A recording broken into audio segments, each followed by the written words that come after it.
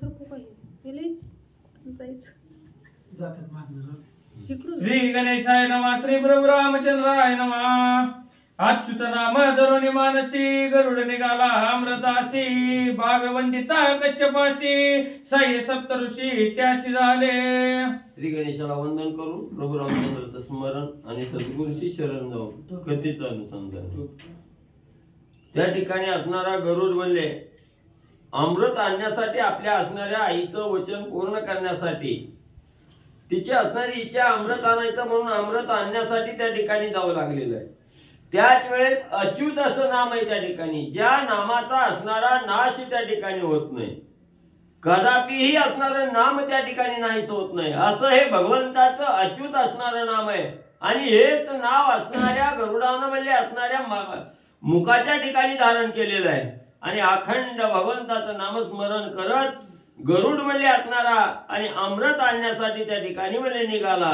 गरुडे अति क्रमोनी गगन सूक्ष्म रूपे धरुणी जाण परमामृत लक्षिता पूर्ण तव भो रक्षण अमृतासी. आणि ज्या वेळेस असणाऱ्या अमृत आणण्यासाठी म्हणजे असणारा गरुड त्या ठिकाणी निघाला, त्याच वेळेस असणाऱ्या कश्यप ऋषीला नमस्कार त्या ठिकाणी घातला. आणि असणारी 7 ऋषी म्हणजे त्या ठिकाणी असणाऱ्या गरुडाला सहाय्य झालेले आहे. आणि त्याच वेळेस असणारं गरुडानं म्हणजे त्या ठिकाणी पलायन केलं, असणारं गमन त्या ठिकाणी करू लागला. त्यावेळेस असणारा जो देह आहे हा देह त्या ठिकाणी सूक्ष्म केला, अतिशय लहानात लहान असणारा देह त्या ठिकाणी धारण केला.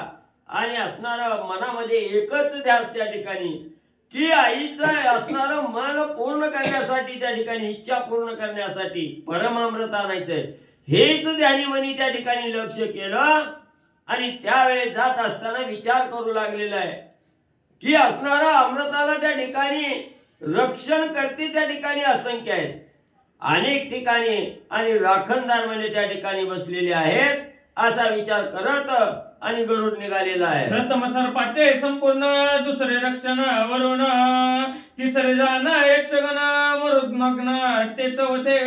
मग असणारा म्हणजे पहिल्यांदा जर जायचं असणाऱ्या अमृताकडे जायचं म्हटलं तर पहिल्यांदा असणारं रक्षण कोण आहे म्हणजे त्या अमृताला तर असणारे सर्प आहेत त्या ठिकाणी. आणि दुसरं असणारं रक्षण म्हणजे सर्पाच्या पुढे गेलं की असणाऱ्या वरुण राजाचं असणारं रक्षण आहे म्हणजे त्या ठिकाणी. त्याच्या पुढे असणारे यक्षगण आहेत त्या ठिकाणी रक्षणासाठी बसलेले. आणि त्याच्या पुढे असणार आणि म्हणजे 4थं गण मरुद्गण म्हणजे त्या ठिकाणी आहे. 5वे रक्षण यमदूत, 6वे रक्षण शिवदूत, 7वे रक्षण विष्णुदूत, सावचित्त सर्वदा. आणि 5वं रक्षण म्हणजे अमृतासाठी सारखी म्हणजे असणारे यमदूत आहेत त्या ठिकाणी. आणि त्यांच्या पुढे असणारं 6वं रक्षण हे महादेवाचे दूत म्हणजे त्या ठिकाणी आहेत. आणि त्यांच्या पुढे गेलं तर 7वं असणारं रक्षण म्हणजे विष्णू भगवंताचे असणारे दूत आणि त्या ठिकाणी आहेत. म्हणून असणारा विचार म्हणजे त्या ठिकाणी आणि असणारा गरुड करू लागलेला आहे. गरुडे साधून या सवडी, कुंडी घालून या उडी, अमृत शोकून या तांतडी अति दडाडी निघाला. मग एवढं म्हणजे त्या ठिकाणी रक्षण आहे हे मनामध्ये विचार त्या ठिकाणी केला, योग्य वेळ त्या ठिकाणी साधली गेली आणि आक्रमण त्या ठिकाणी केलं. गरुडानं असणारा म्हणजे त्या ठिकाणी वेळ साधली, असणारा त्या ठिकाणी आक्रमण केलं. ज्या कुंडीमध्ये असणारं परमामृत आहे त्या ठिकाणी त्या कुंडीमध्ये असणाऱ्या गरुडानं उडी त्या ठिकाणी घेतली आणि आपल्या चंचू वाट असणारं सर्व अमृत त्या कुंडातलं म्हणजे त्या ठिकाणी आणि म्हणजे शोषून म्हणजे घेतलं. तव झाला हाहाकार पक्षी नव्हे हा अमृत चोर, क्रोध उठिले विकार शस्त्र संभार सुटले. मग असणारा म्हणजे आपल्या चुचीनं म्हणजे सर्व अमृत त्या ठिकाणी शोषून घेतलं आणि असणारा म्हणजे उड्डाण करून म्हणजे असणारा गरुड म्हणजे झडकन त्या ठिकाणून निघू लागला. तेव्हा सगळ्यांनी बघितलं सगळीकडे एकच गोंधळ त्या ठिकाणी झाला. हा असणारा पक्षी नाही म्हणजे हा असणारा अमृत चोर आहे. अमृत चोरण्यासाठी म्हणजे पक्षाच्या रूपाने म्हणजे या ठिकाणी आलेला आहे. म्हणून असणाऱ्या सापही त्या ठिकाणी खवळले गेले आणि असणारा सगळीकडे असणारा म्हणजे ते रक्षण करते होते त्याने आपापली असणारी शस्त्र त्या ठिकाणी आणि म्हणजे सज्ज केली. गरुड पंखाच्या जडाडी राखणे मूर्छित बापुडी, शस्त्र पडती उबडी सर्प कडाडी धाविनले. मग गरुडानं ज्या वेळेस अमृत शोषून त्या ठिकाणी घेतलं, झडकन उड्डाण म्हणजे त्या ठिकाणी मारलं. त्या अमृतासाठी जे रक्षण करते असणारे गण होते त्या गरुडाच्या असणाऱ्या पंखाच्या झाडपानं म्हणजे त्या ठिकाणी मूर्छना येऊन त्या ठिकाणी पडली. हातातली शस्त्र बी म्हणजे तशीच खाली गळून त्या ठिकाणी पडली. त्यांना भानच म्हणजे त्या ठिकाणी राहिलं नाही. एवढा असणाऱ्या गरुडाच्या झडपाचा वारा त्या ठिकाणी लागला. राग शोभिता विकारी नखाग्रगाई त्या विदारी नकुळ पावला साकारी सर्प मादारी छेदित. मग त्या ठिकाणी असणारा रागाला म्हणजे त्या ठिकाणी असणारा गरुड गेला ना आपल्या असणाऱ्या नाकानं म्हणजे सगळ्याचं असणारं अंग म्हणजे त्या ठिकाणी विदारण करू लागलं. त्याच वेळेस असणारा नकुल म्हणजे असणारा मुंगस म्हणजे त्या ठिकाणी सहाय्यासाठी आलं.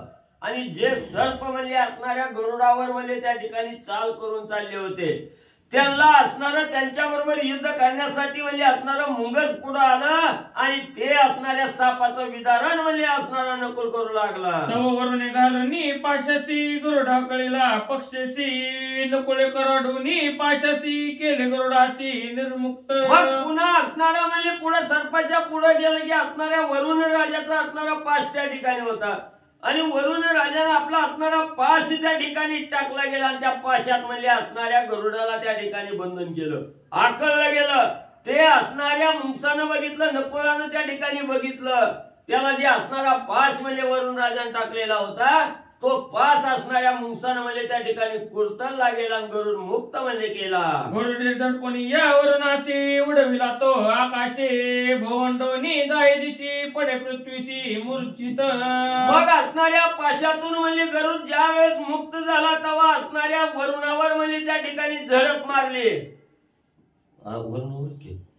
वरुणावर असणारी झडप त्या ठिकाणी मारली. वरुणाच्या असणाऱ्या तोंडावर म्हणजे पाकाचा मारा म्हणजे त्या ठिकाणी आणि म्हणजे दिला. राख नाहीत आपापरी विधारिले नखाग्री नकुळ केवळ सरपारी नानापरी छेदिले. मग असणारे जे राखणदार त्या ठिकाणी होती हे राखणदाराची फटफटीची म्हणजे असणाऱ्या गरुडानं त्या ठिकाणी केलं. असणारा आपल्या असणाऱ्या पायाच्या नखानं म्हणजे त्या असणाऱ्या सगळ्या राखणदाराला म्हणजे असणारं त्या ठिकाणी बेजार म्हणजे करून सोडलं, त्रासून त्या ठिकाणी सोडलं. आणि त्याच वेळेस असणारा नकुल म्हणजे गरुडाला सहाय्य त्या ठिकाणी झाला आणि त्यानं असणाऱ्या सर्पाला म्हणजे त्या ठिकाणी त्रासून सोडलं. हे करोनी रणकंदन गरुड वळंगला सर्प गगन करोनी अमृत पान वाळवा बळवाहन चालिला.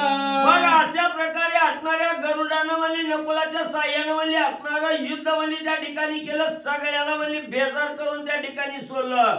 त्याच वेळेस असणारा गरुड म्हणजे त्या ठिकाणी असणाऱ्या सर्पाकडे म्हणजे त्या ठिकाणी गेला आणि सर्पाला म्हणजे त्या ठिकाणी मारू लागला.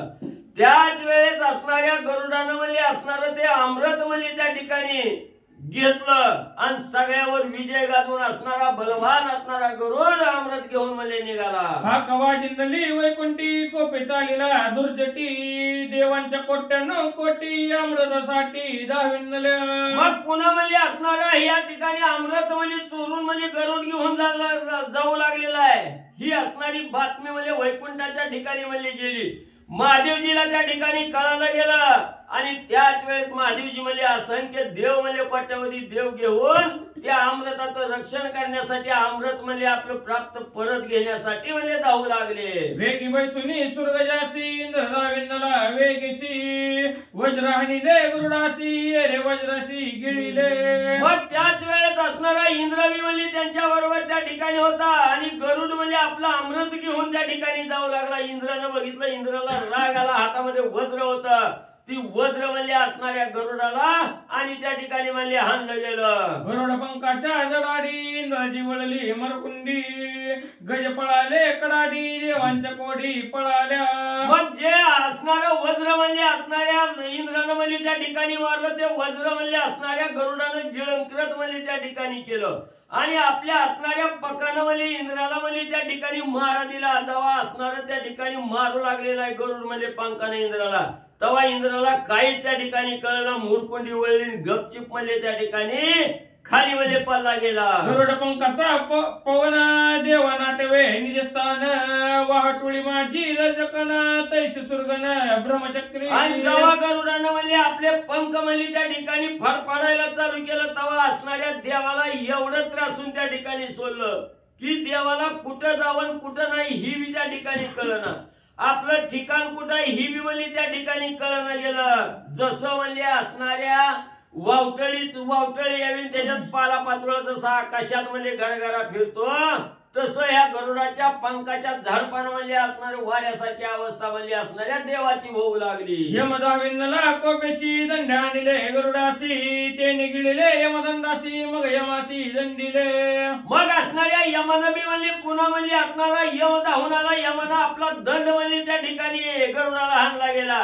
तो यमाचा यमदंड ही असणाऱ्या गरुडानं म्हणजे त्या ठिकाणी गिळून टाकला. यमेजाची लय भूतासी गरुडे गांजिले यमासी करुणी आकाशविषयी यमधुळीशी मिळविला. मग यम हा असणाऱ्या जगाला म्हणजे त्या ठिकाणी त्रास देणारा म्हणजे यम आहे. पण त्या यमाला एका गरुडानं म्हणजे त्या ठिकाणी त्रासून सोडलं. यम कासा विष त्या ठिकाणी झाला. असणाऱ्या गरुडानं म्हणजे एका पक्षानं म्हणजे यमाला धुळीला म्हणजे त्या ठिकाणी आणि मिळविलं गेलं. यम गांजला नाना परी कोण जावे ना कैवारी जे कोणी कुबेर पळे दुरी सौजन्य करी गरुडासी. मग यम म्हणजे त्या ठिकाणी त्रासून गेलेला यमाला म्हणजे असणारा साह्य म्हणजे कोण त्या ठिकाणी होईना तवा असणारा म्हणजे कुबेर त्या ठिकाणी पुढे आला. कुबेर म्हणजे त्या ठिकाणी गेला. कुबेराने विचार केला आता म्हणजे भांडण करून म्हणजे त्या ठिकाणी उपयोग नाही. म्हणून असणारा कुबेर गरुडा बरोबर असणारा संगनमत करू लागला. सौजन्य त्या ठिकाणी गरुडाला दाखवू लागला. बंधमोचन मातेशी अमृत द्यावया कदुशी दाढीन मणिमय कलशाशी अमृताशी सांडवन. आणि असणारा कुबेर त्या ठिकाणी बोलू लागलेला हे गरुडा म्हणजे असणारं बंधमोचन म्हणजे असणाऱ्या विनंतीचं त्या ठिकाणी करायचंय. असणाऱ्या कद्रूचं त्या ठिकाणी करायचं. विनंतीच्या असणाऱ्या म्हणजे तावडीत असणारी कद्रू त्या ठिकाणी आहे. म्हणून म्हणजे कद्रूला असणारा अमृत देण्यासाठी जाऊ लागलेला आहे. तर तू म्हणजे एवढी पळापळी त्या ठिकाणी करू नको. तुला सुंदर असा मणिमय असणारा कलश भरून म्हणजे अमृत म्हणजे तुझ्या हातात त्या ठिकाणी देतो. तू घेऊन म्हणजे जा. श्री गणेशाय नमः. श्री प्रभू रामचंद्राय नमः. दैत्य दानव गरुड पंखाचे झडाडी दिग्गज राणी पळाली बापुडी सुरासुरांची आकोडी देशधडी केलिया. मग गरुडानं एवढं म्हणजे त्रासून त्या ठिकाणी सोडलं. जे म्हणजे दिग्गज त्या ठिकाणी 8 दिशेला म्हणजे दिग्गज होते ते दिग्गज सुद्धा म्हणजे असणाऱ्या गरुडाचा धाक त्या ठिकाणी घेतला. रान म्हणजे त्या ठिकाणी पळून म्हणजे जाऊ लागले. दैत्य दानव महाबळी तेही मारिले रणकल्लोळी डाके सर्पा गेले पाताळी आतुरबळी विनतात्मज. मग विनतेचा असणारा मुलगा गरुड आहे म्हणजे त्या ठिकाणी देव दानवाला म्हणजे त्या ठिकाणी त्रासून सोडलं. ती सुद्धा म्हणजे गरुडाला भिवून पळून गेली. आणि राहिलेले सर्प सुद्धा म्हणजे आपल्या असणाऱ्या पाताळाच्या ठिकाणी जाऊन लपून म्हणजे बसले. मंत्रभूता जलशक्ती झाला प्रजापती तव कमंडलू हिरवणी हाती अच्युत शक्ती गिळीला. मग पुन्हा म्हणजे असणाऱ्या त्या ठिकाणी कुणालाच ऐकणं गेला तेव्हा असणाऱ्या प्रजापती असणारे ब्रह्मदेव म्हणजे त्या ठिकाणी हातात कमंडलू घेऊन म्हणजे त्या ठिकाणी आले. त्याच वेळेस असणाऱ्या गरुडानं म्हणजे त्या कमंडलूवर झडप त्या ठिकाणी घातली. असणारा म्हणजे ब्रह्मदेवाचा कमंडलू म्हणजे हिसकावून घेतला आणि गिळण करत म्हणजे केला. पित्याचा पिता भीड राखिली धर्मार्था गेरवी गरुड गोळसीता घडीन लागता ब्रह्मयासी. मग म्हणजे त्या ठिकाणी असणारा गरुडानं म्हणजे असणाऱ्या ब्रह्मदेवाला का म्हणजे त्या ठिकाणी मारलं नाही किंवा का ताडण त्या ठिकाणी केलं नाही तर असणारा गरुडाचा म्हणजे असणाऱ्या बापाच्या बापाचा बाप म्हणजे त्या ठिकाणी म्हणजे आजा म्हणून म्हणजे असणारी त्या ठिकाणी भीड म्हणजे ब्रह्मदेवाची त्या ठिकाणी राखली. मोठ्याचा सन्मान करावा याचा विचार म्हणजे गरुडानं त्या ठिकाणी केला. नाहीतर म्हणजे एक क्षण सुद्धा म्हणजे असणाऱ्या ब्रह्मदेवाला सुद्धा गोळसायला म्हणजे लागला नसता. देवे क्रोधांधळी गरुड हाणीतला त्रिशूळी गरुड त्रिशूळा ते गिळी शिव ते वेळी विस्मित. पुन्हा असणारे महादेवजी म्हणजे हातात त्रिशूळ घेऊन म्हणजे त्या ठिकाणी आले. कुणालाच ऐकणं गेलं म्हणून राग म्हणजे महादेवाला त्या ठिकाणी आला. आणि त्या गरुडाला म्हणजे आपल्या हातातला असणारा त्रिशूळ म्हणजे त्या ठिकाणी फेकून मारला गेला. त्याच वेळेस तो महादेवाचा त्रिशूळ ही असणाऱ्या गरुडानं त्या ठिकाणी गिळला गेला. महादेवानी बघितलं. महादेवाला आश्चर्य त्या ठिकाणी होऊ लागलं. त्रिशूळ गिळावयाची शक्ती हे कैची या गरुडा प्रती सदाशिव पाहे निश्चिती हृदय स्थित श्रीराम. मग असणारा महादेवजी विचार करू लागला. नावाचा असणारा त्रिशूळ आहे म्हणली, ही गिळ आहे म्हणली असणाऱ्या गरुडांना. ह्याला असणारी कसली म्हणली असणारी शक्ती म्हणली ह्याला कवा म्हणले त्या ठिकाणी प्राप्त झाली. कशाच्या जोरावर ह्यानं गिळला गेला? तेव्हा महादेवाने अंतर्ज्ञानानं त्या ठिकाणी पाहिलं गेलं तर त्यावेळेस महादेवजीला दिसलं गेलं की असणाऱ्या गरुडाच्या हृदयामध्ये असणारा भगवान श्रीराम त्या ठिकाणी आहे. हृदयस्थ असणारा प्रभू रामचंद्र म्हणले आणि या गरुडाच्या अंतःकरणामध्ये आहे. श्रीराम नामाच्या निज स्थिती गरुडे जिंतिली त्रिजगती. त्रिशूळ गिळावया ती शक्ती झाली निश्चिती श्रीराम नाम. मग महादेवजीला कळलं गेलं की असणाऱ्या गरुडाच्या मुखामध्ये अखंड असणाऱ्या प्रभू रामचंद्राचं रामनाम आहे म्हणले त्या ठिकाणी. आणि या रामनामाच्या जोरावर असणारा त्रिशूळ म्हणले त्या ठिकाणी जिंकलेला आहे. म्हणून कुठलंही संकट आलं की राम नाम म्हणले त्या ठिकाणी धारण केलं की असणाऱ्या सद्भक्ताला कुठलीही अडचण म्हणले त्या ठिकाणी येत नाही. आणि या रामनामाच्या जोरावर म्हणले असणारा त्रिशूळ म्हणले गरुडानं जिंकला. हृदय अमृता मुखी राम नामा त्यासी कोण करी संग्राम. कुंटला शिवाचा पराक्रम श्रीराम नामा परिसोणी. मग म्हणले त्या ठिकाणी असणाऱ्या हृदयामध्ये असणारा म्हणजे अमृत त्या ठिकाणी आणलेलं आहे आणि मुखामध्ये असणारं रामनाम आहे त्या ठिकाणी. मग म्हणजे तिथं असणारं अमृत आणि रामनाम म्हणजे याचा संगम त्या ठिकाणी झाला की तिथं म्हणजे असणारा काय म्हणजे युद्धाला त्या ठिकाणी कमी आहे. म्हणजे युद्धात विजय तर होणारच आहे त्या ठिकाणी असणारा. त्याच्यामुळं म्हणजे असणारा माझा पराक्रम म्हणजे ह्या गरुडा पुढे म्हणजे खुंटला गेला. महादेवजी विचार करू लागले. ऐकता श्रीरामाचे नाम सदाशिवासी आले प्रेम. मूर्छित पावला विश्राम युद्ध संग्राम विसरला. मग असणाऱ्या गरुडाच्या मुखामध्ये राम नामाचा जप त्या ठिकाणी आहे. राम राम राम राम असणारा गरुड त्या ठिकाणी करू लागलेला आहे. हे असणाऱ्या महादेवजींनी त्या ठिकाणी बघितलं गेलं. महादेवजीला असणारं त्या ठिकाणी राम हे असणाऱ्या महादेवजींनी कंठाच्या ठिकाणी धारण केलेलं आहे. प्रेम त्या ठिकाणी उत्पन्न झालं आणि असणारी क्षणभर मूर्छना त्या ठिकाणी आली आणि असणारे महादेवजी त्या ठिकाणी म्हणजे शांत झाले. गरुडे कश्यपाच्या उपदेशी नामे जिंतिले सदाशिवासी. कळी काळाची गती कायसी हरिभक्तांची बाधावया. मग असणाऱ्या गरुडाला म्हणले असणारा उपदेश कुणाचा झाला होता तर असणाऱ्या कश्यप ऋषीचा त्या ठिकाणी झालेला होता. आणि त्याच असणाऱ्या उपदेशावर म्हणजे गरुडानं असणारा म्हणजे त्या ठिकाणी राम नामाच्या जोरावर म्हणजे असणाऱ्या महादेवाला म्हणजे त्या ठिकाणी जिंकलं गेलं. तिथं असणारा काळ कळी काळ जरी त्या ठिकाणी आला तरी काय त्याला अवघड आहे म्हणजे जिंकायला त्या ठिकाणी. राम नामाच्या जोरावर म्हणजे असणाऱ्या हरिभक्ताला म्हणजे त्या ठिकाणी कसलंही संकट म्हणजे बाधा करत नाही. सगळ्यावर विजय म्हणजे प्राप्त करता येतो. निज भक्ताची द्यावया भेटी विष्णू पावला उठा उठी. चक्रात वसुनिया मुष्टी कृपा दृष्टी पयाला. मग आता हा असणारा निजभक्ताच्या ठिकाणी अखंड मुखामध्ये राम नामाचं स्मरण त्या ठिकाणी आहे. हे असणाऱ्या विष्णू भगवंतानी त्या ठिकाणी जाणलं गेलं. आणि आपला असणारा निजभक्त आहे. प्रेमाची भेट त्या ठिकाणी द्यावी हा विचार त्या ठिकाणी केला. हातामध्ये असणारं चक्र त्या ठिकाणी धारण केलं आणि असणारी कृपा दृष्टीनं पाहत म्हणजे असणाऱ्या गरुडाकडं म्हणजे असणारं त्या ठिकाणी आणि विष्णू भगवंत म्हणजे येऊ लागले. लौकिकी द्यावी युद्धक्रम परिभक्तांचे आवडे प्रेम. गरुड स्मरे नित्य नाम पुरुषोत्तम तुष्टला. मग असणारा म्हणजे त्या ठिकाणी आता लौकिकार्थ जगाला त्या ठिकाणी युद्ध केलेलं त्या ठिकाणी दिसावं. पण भगवंताच्या अंतःकरणामध्ये निजभक्ताविषयीचा कळवळा त्या ठिकाणी होता. का असणारा निजभक्त हा अखंड असणारा राम नामस्मरण त्या ठिकाणी करतोय. भगवंताची आराधना अखंड त्या ठिकाणी करतोय. मग हे असणाऱ्या भक्ताचं प्रेम असणाऱ्या भगवंताला त्या ठिकाणी अतिशय आलेलं होतं. म्हणून म्हणले असणाऱ्या भक्तावर प्रेम करण्यासाठी कृपा दृष्टीनं असणारा भगवंत त्या ठिकाणी तुष्टला. हातामध्ये चक्र घेऊन असणाऱ्या गरुडाकडे म्हणले विष्णू भगवंत आले. जस प्रेम स्मरे नाम त्याधीना पुरुषोत्तम. नामे संतुष्ट आत्मा राम भक्त काम कृपाळू. मग जो असणारा सद्भक्त अखंड भगवंताचं नामस्मरण त्या ठिकाणी करतो त्या सद्भक्ताच्या अधीन असणारा भगवंत आहे त्या ठिकाणी.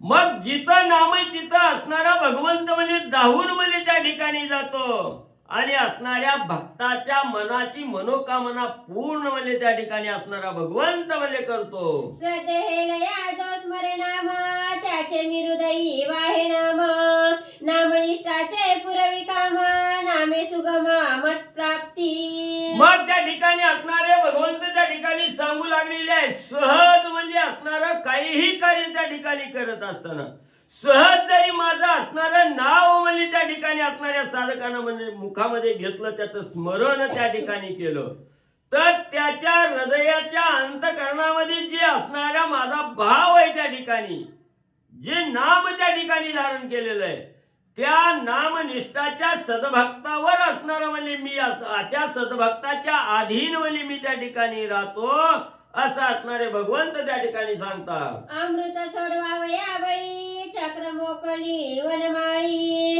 गरुड चक्राते ही गिळी विस्मय सकळी माणिजे. मग आता कुणाला त्या ठिकाणी ऐकणं लौकिकार्थ असणारं युद्ध त्या ठिकाणी करावं लागतं म्हणून गरुडावर असणारं चक्र त्या ठिकाणी असणाऱ्या भगवंतांनी सोडलं गेलं. भगवंताचं चक्र ही असणाऱ्या गरुडानं एका क्षणात म्हणजे त्या ठिकाणी आणि गिळलं गेलं. दैत्य दानवा मंडळी विष्णू चक्रा सगळे गिळी ऐसा कोणी नाही बळी आतुर बळी हा गरुड. मग त्या ठिकाणी असणाऱ्या विष्णू भगवंताच्या हातातील चक्र गिळणारा म्हणजे त्या ठिकाणी दैत्य दानव मानव ही कोण म्हणजे कुणाच्यातच म्हणजे एवढं सामर्थ्य त्या ठिकाणी नाही.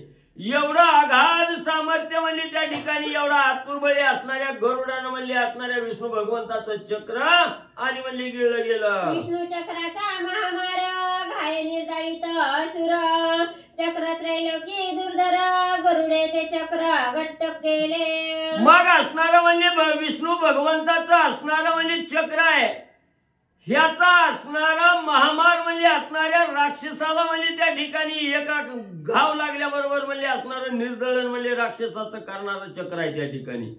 त्रैलोक्यामध्ये सगळ्याला असणारा धाक म्हणजे हे असणाऱ्या भगवंताच्या चक्राचा आहे त्या ठिकाणी आणि ते असणारं एवढं दुर्धर असणारं चक्र म्हणजे गरुडानं आणि त्या ठिकाणी गिळलं गेलं. स्मरता राम हरी गोविंद नामापासी परमानंद त्यासी बाधू न शके द्वंद्व द्वंद्व निर्द्वंद्व हरिनामे. निष्ठा म्हणजे असणाऱ्या सद्भक्तानं म्हणजे राम हरी गोविंद हे जर नाव म्हणजे मुखामध्ये त्या ठिकाणी घेतलं त्या नावाजवळ असणारा परमानंद असणाऱ्या भगवंताचा म्हणजे त्या ठिकाणी आहे. जिथं जिथं असणारं हरी गोविंद नाव म्हणजे त्या ठिकाणी घेतलं जातं तिथं असणारा भगवंत म्हणजे दाहून म्हणजे त्या ठिकाणी जातो त्या सद्भक्ताला कसलंही द्वंद्व कसलंही दुःख म्हणजे त्या ठिकाणी बाधा होत नाही. द्वंद्वाचं निर्द्वंद्व करणारं दुःख नाहीच करणारं असणारं भगवंत आणि त्या ठिकाणी म्हणजे आहे. नित्य नामाचा आणि जगजर त्या अधीना चक्रधर भक्ता बाधू न शके चक्र हरिसाचर त्यापासी. मग नित्य असणारा नामाचा गजर म्हणजे करणारा जो साधक आहे त्या साधकाच्या अधीन असणाऱ्या भगवंताचं विष्णू चक्र म्हणजे त्या ठिकाणी आहे. ते असणारं चक्र म्हणजे ज्याच्या जवळ असणारं नामधारक आहे जो साधक त्याला हे चक्र म्हणजे काहीही म्हणजे बाधा त्या ठिकाणी करू शकत नाही. असणारं चक्र म्हणजे त्याचा असणारा सांभाळ त्या ठिकाणी करतं त्या असणाऱ्या सद्भक्ताला दुःखातून बाहेर म्हणजे असणारं चक्र त्या ठिकाणी काढतं. एवढा असणाऱ्या चक्राचा महिमा ग्रंथ करते सांगू लागले. नाम स्मरता निरंतर तयापासी अहोरात्र गरटी करी विष्णू चक्र विघ्न दुर्धर निवटावया. आणि ज्या साधकाच्या जवळ म्हणजे अखंड असणाऱ्या रामनामाचं स्मरण आहे राम हरी गोविंद हे नाम आहे आद्याच्या मुखामध्ये त्याच्या असणाऱ्या जवळ म्हणजे असणारे भगवंत म्हणजे अखंड निवास त्या ठिकाणी करतात आणि त्या असणाऱ्या भक्तावर आलेल्या विघ्नाचं निरसन म्हणजे करण्यासाठी असणारे भगवंत म्हणजे धावून त्या ठिकाणी येतात आणि त्या सद्भक्ताचं संकट म्हणजे बाजूला करतात.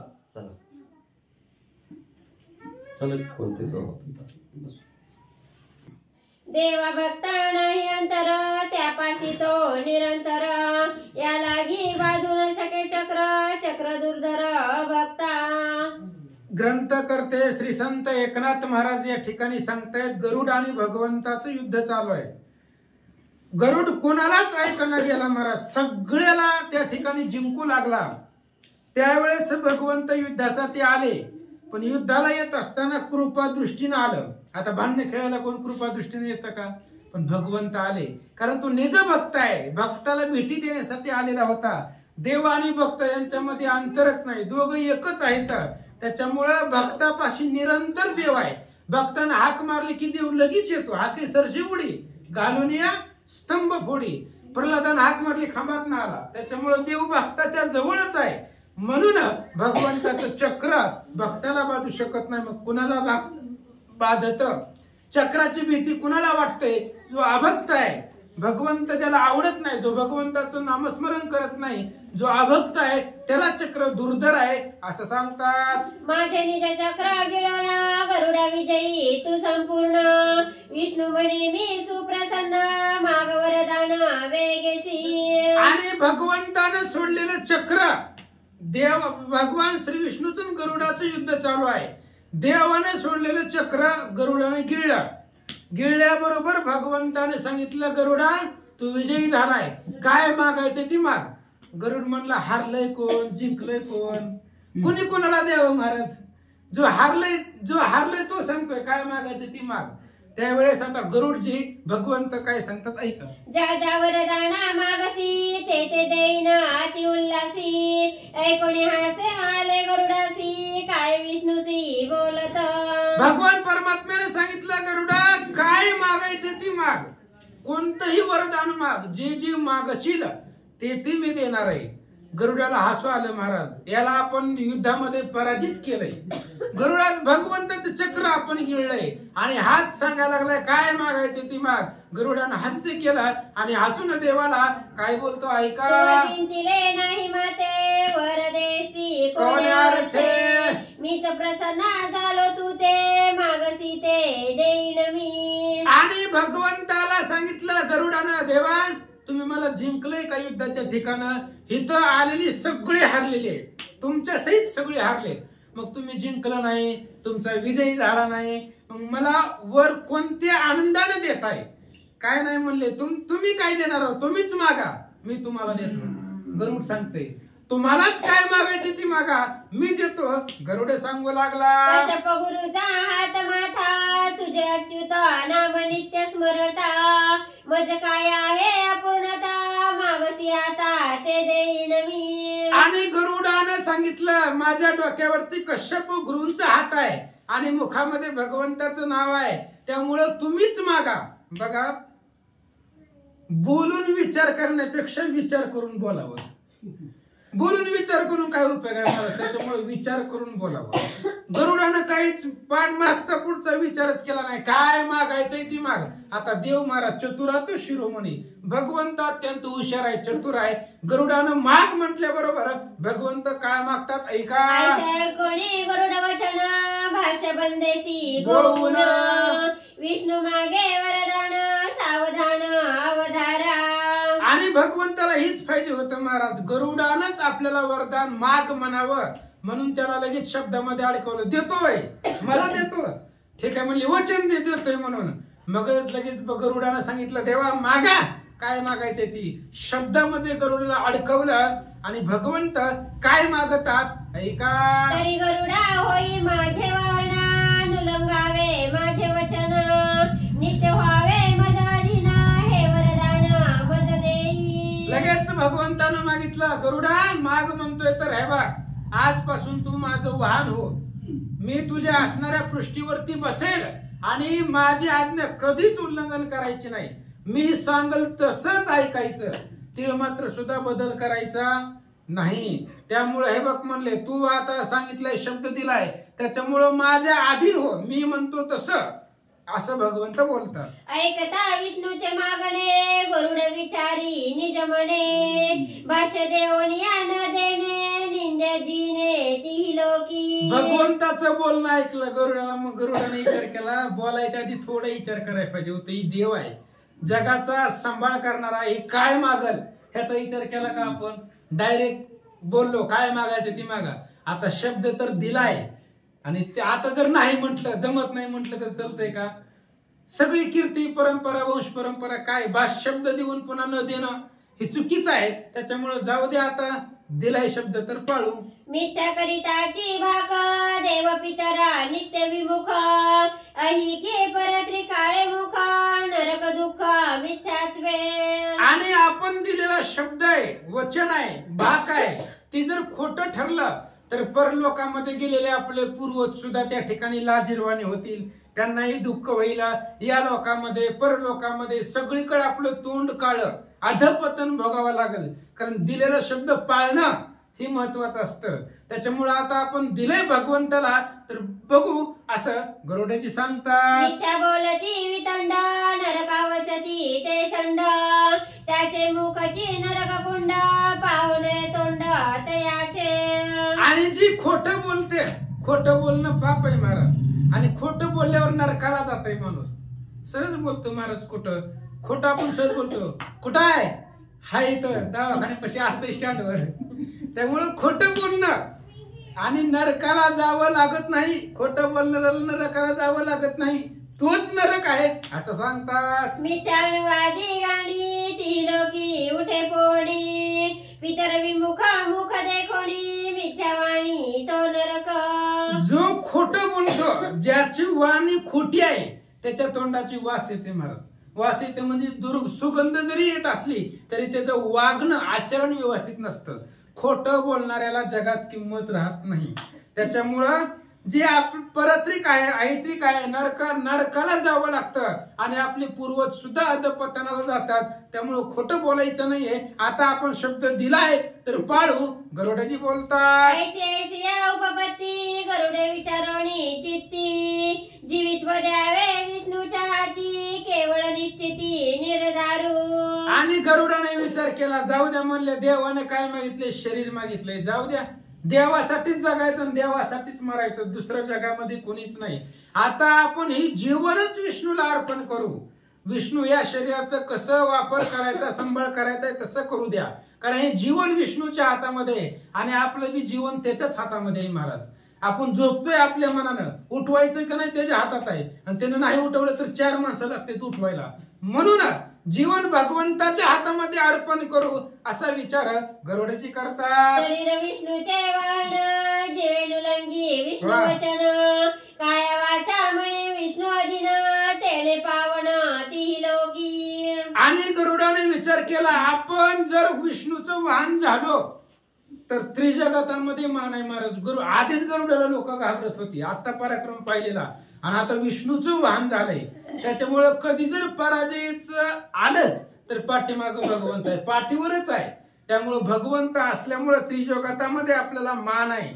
आणि अशा पद्धतीचा विचार काया आणि वाचा आणि मनानं गरुडानं आपलं सगळं सर्वस्व भगवंताला विष्णूला अर्पण केला. ऐसा करिता निर्धारू हृदय प्रकटला सद्गुरु विवेक प्रकाशिला सदरू कृपाळू गुरु तो ऐका.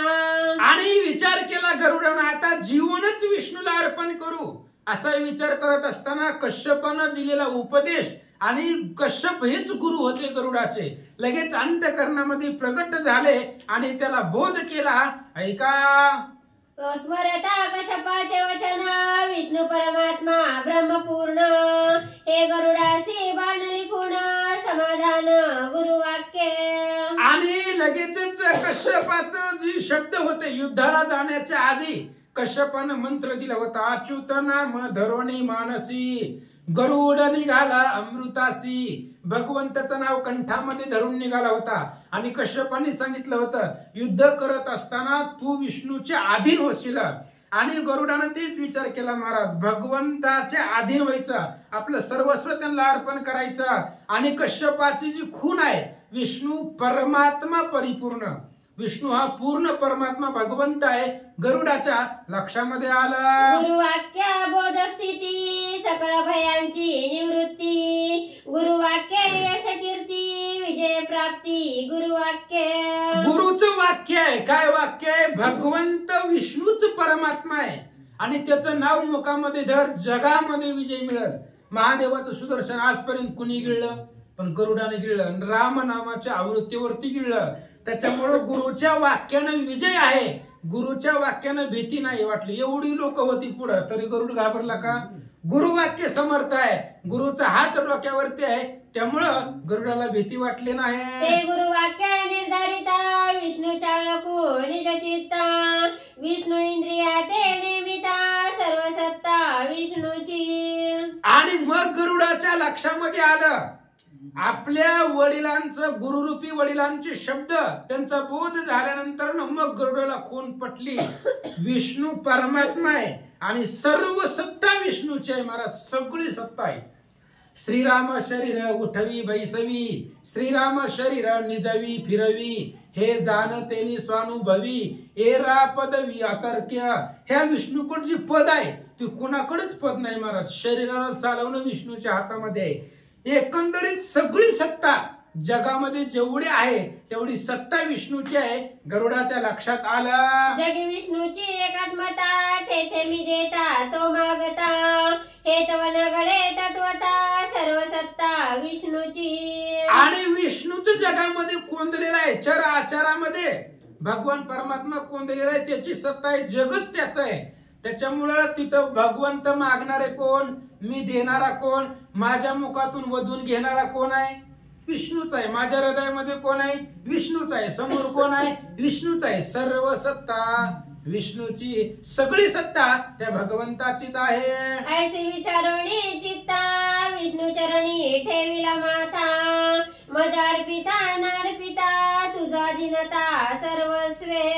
आणि लगेचच गरुडानं भगवंताच्या चरणावरती माथा ठेवला, नमस्कार केला आणि सांगितलं देवा आजपासून उर्वरित सगळं शरीर तुम्हाला अर्पण. जगलो तरी तुमच्यासाठी आणि मेलो तरी तुमच्यासाठी. माझं सर्वस्व काया वाचा मनानं शरीर तुम्हाला अर्पण केलं असं गरुड महाराज बोलतात. माझे सत्व तत्व तू आपण माझे जीवन तू परिपूर्ण माझे जे कामीपण तेही तू संपूर्ण महाविष्णू. आणि तुम्ही सर्वस्व आहेत. माझं सत्व जे आहे ही सत्व संपूर्ण तुम्ही आहेत. माझं जीवनच तुम्ही आहे. मी जी जीवन जगतोय ती तुमच्या इच्छेनं जगतोय. माझं जे काय अंतःकरणामधला मी पण आहे, अहंकार आहे, सगळं सगळं सर्वस्व ते तुम्हीच आहेत. गरुडाजी सांगतात गोडी साखर दोन्ही एक तैसा तू स्वामी मी सेवक मज तुझं नाही वेगळी का भिन्नत्व देख वर्तता. गोडी आणि साखर नाव दोन आहेत पण वस्तू एकच आहे. गोडी साखरेच्या ठाई गोडी आणि साखर एकच असतं महाराज. आणि जसं गोडी साखरेला चिटकून राहते तसं मी तुमचा सेवक आहे. तुम्ही त्या ठिकाणी माझी स्वामी आहे. तुला आणि मला वेगळीक नाहीये, भिन्नत्व नाहीये, आपण दोघं एकच आहोत.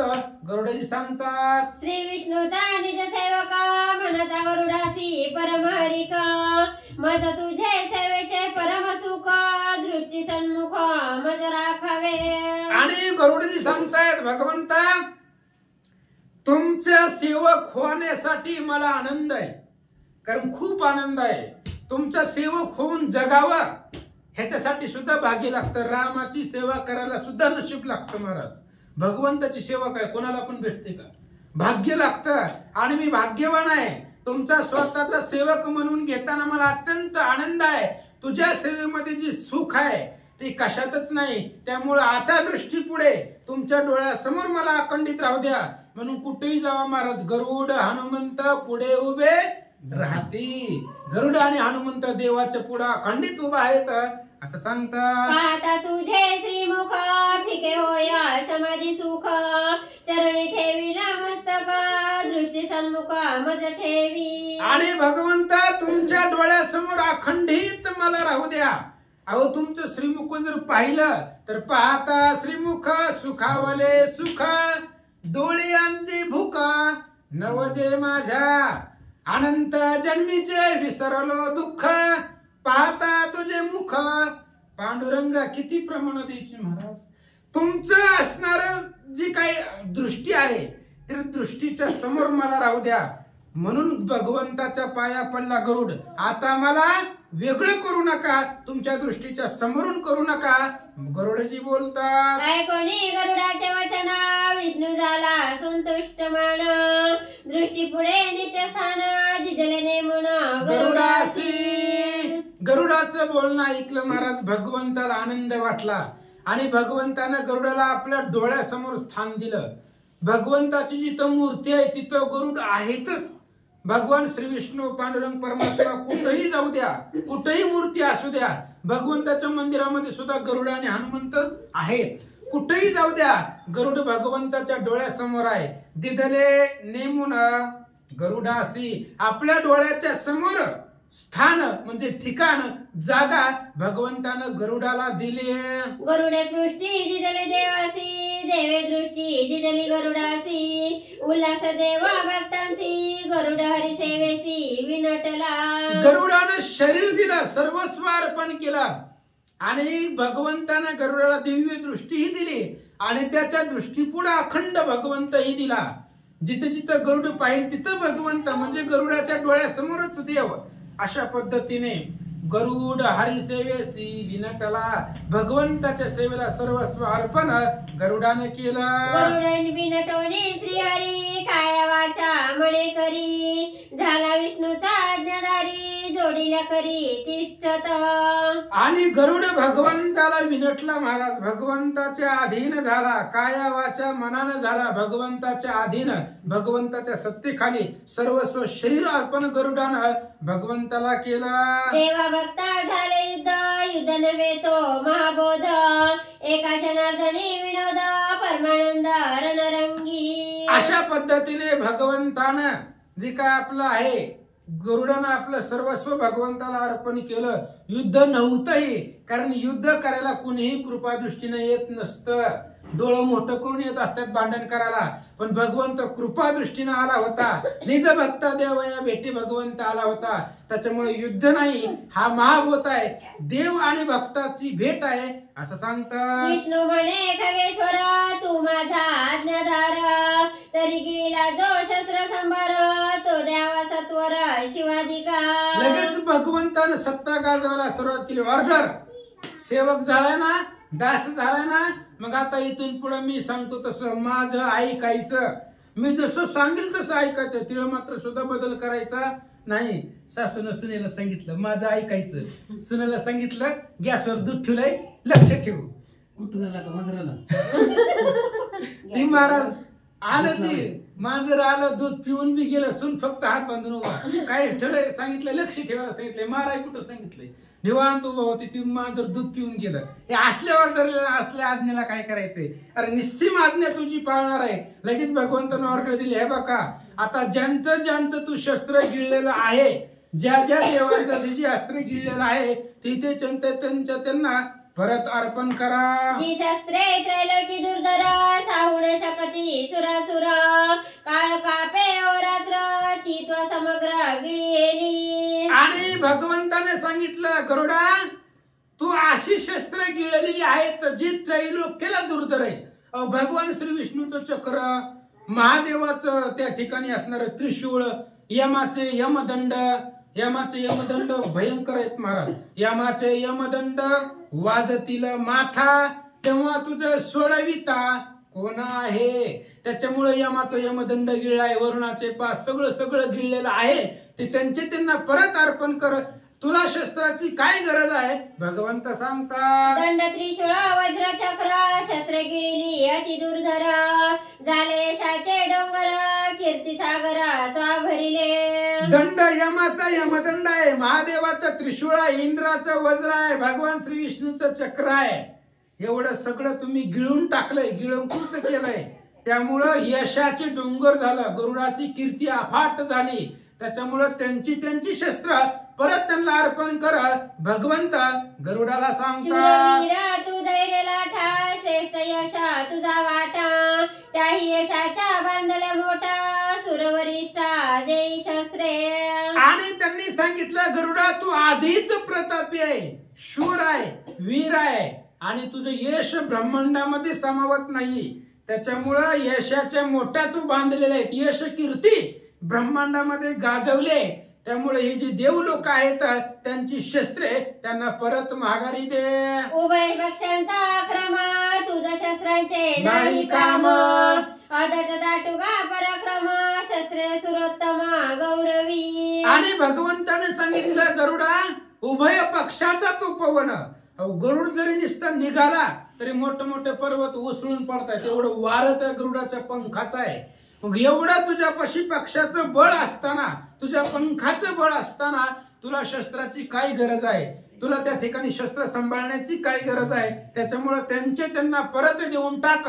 भगवंत सांगतात, यश कीर्तीच्या उत्तरी गरुड गौरविला श्रीहरी, तेने तो लोळे पायावरी आज्ञाशिरी वंदिली. आणि लगेचच यश कीर्तीच्या उत्तरामध्ये तो शिविला गरुडानं गौरव केला, भगवंतानं गौरव केला गरुडाचा.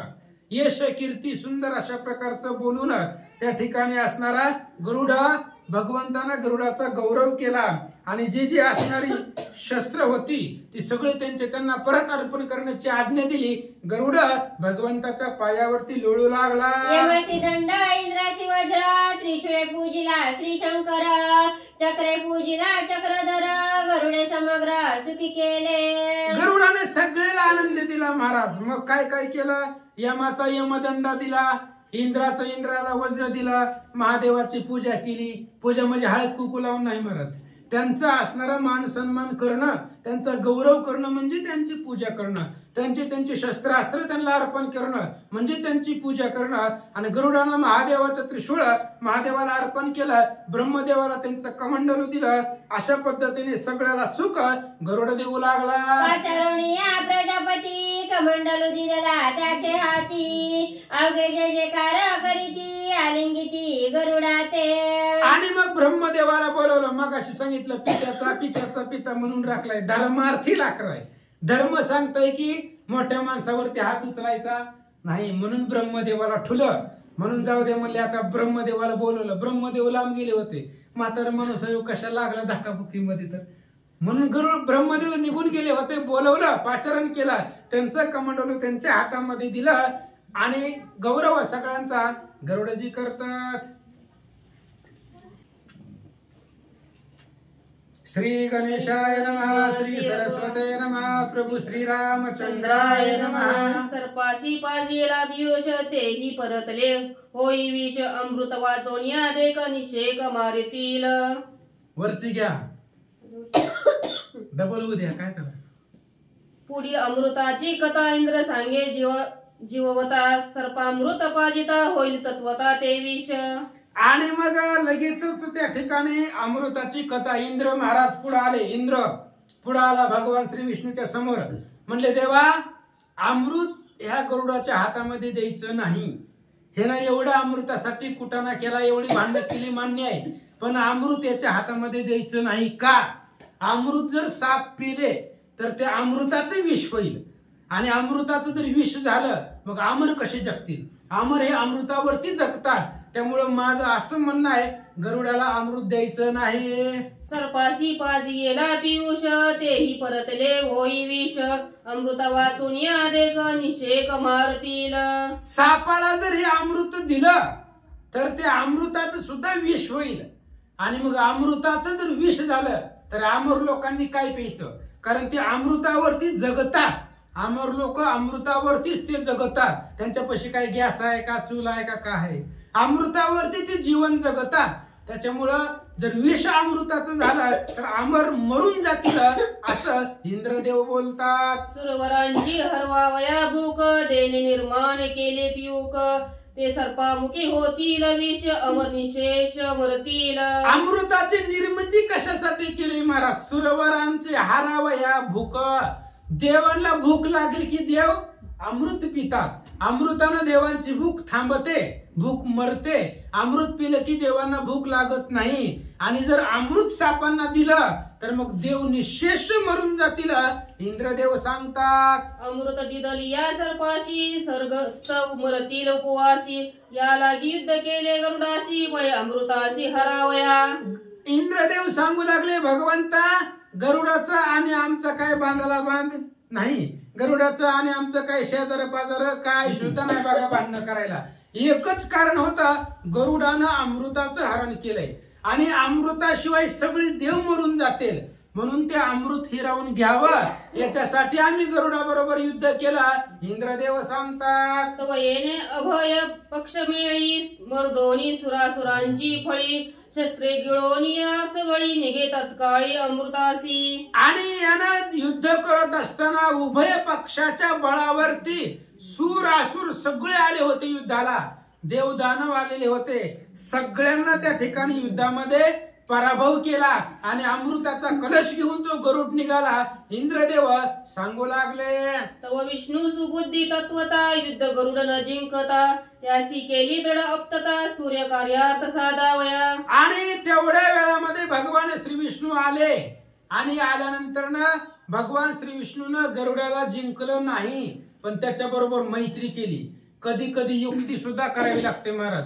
आपलं कसं असतंय, उगच त्या ठिकाणी ताकद दाखवायची, बघतो म्हणून जाऊन मार खाऊन येते. ती बळ लागतं, कधी कधी युक्ती लागते. भगवंताने युक्ती चालवली आणि गरुडाला न जिंकता त्याच्या बरोबर आप्तपणा केला असं सांगतात. विष्णूने थोर ख्याती केली गरुड जे का अर्तो बळी, तो अवकळवणे निज बोली शस्त्र देव विली अम्हासी. भगवान श्री विष्णूने अफाट ख्याती केली. गरुडाला फक्त बोलण्यामध्ये आकळलं. अहो किती बी ताकदीचा माणूस असू द्या, फक्त आपले जर शब्द गोड असतील तर पुढच्या माणसाला जिंकता येतं. म्हणून साच आणि मवाळ, मिथिले आणि रसाळ, शब्द जैसे कल्लोळ अमृताचे. अमृतासारखं गोड बोला महाराज, कितीही ताकदवर असू द्या नमतो.